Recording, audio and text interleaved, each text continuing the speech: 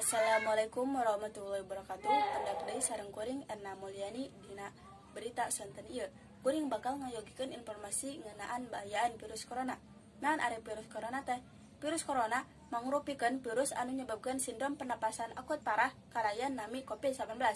Virus ieu asalna ti virus kulawarga anu sami sareng SARS-CoV atanapi sami sareng MERS-CoV anu maehan ratusan jalma.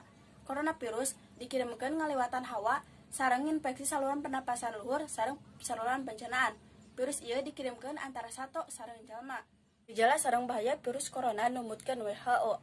Tanda jalma anu nginfeksi coronavirus kalebat gejala pernapasan, gejala sapertos flu, bahkan yang harapan gejala sapertos muriang, batuk, peradangan, sesak napas sareng sesak napas.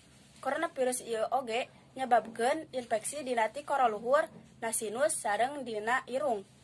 Virus ieu oge nyababkeun kalemahan sareng batuk gading.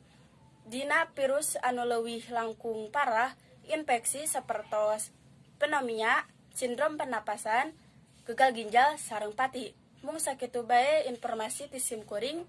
Hatur nuhun. Wassalamualaikum warahmatullahi wabarakatuh.